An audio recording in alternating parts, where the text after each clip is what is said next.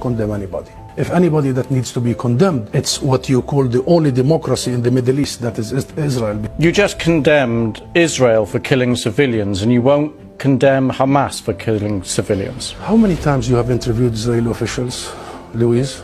Hundreds of times.